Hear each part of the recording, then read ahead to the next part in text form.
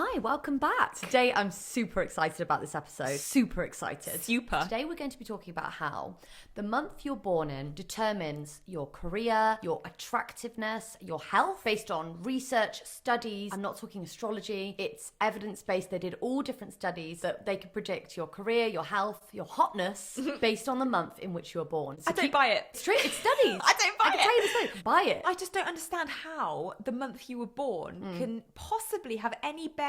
But they've rated it with studies. I'm excited to get into this. I feel like we're going to have a heated conversation. Really? This was supposed to be just a fun episode.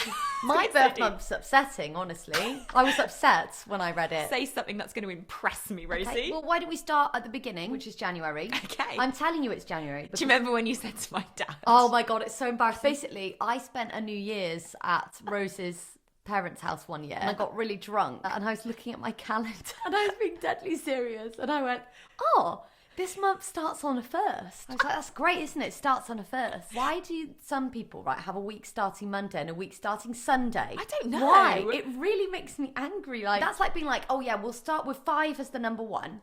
Do you know what I mean? It makes me angry. I don't know who makes these decisions. Right. For example, why is moving house so difficult? It should just be like, oh, just buy a house then. January, let's start with January. People in this month are statistically more likely to have Alzheimer's, Crohn's disease and epilepsy. Oh, that's positive. Yeah, and they're more likely to be in as a career debt collectors and general practitioners. Gosh. Yeah, very serious month. Right. So most of these studies are all about the same thing, which means we could cure things, right? Surely we can solve it because they know what causes it. Lack of sunlight exposure in the womb. Really? Right, for when the mother was pregnant. This is a trend. Like most of it is based on the vitamin D. Some stuff is based on other stuff. Okay. It's mainly all to do with sunlight, and that's how they Right. predict. So do you still, at the beginning you said I don't believe any of it. Well, I buy this more because I know that I'm severely lacking in vitamin D and I know the benefits of getting vitamin D. In fact, I think it was a chiropractor or an osteopath said to me that you cannot have too much vitamin D. When I was in school and we did food technology, they told me a story about a kid that drank so much Sunny D,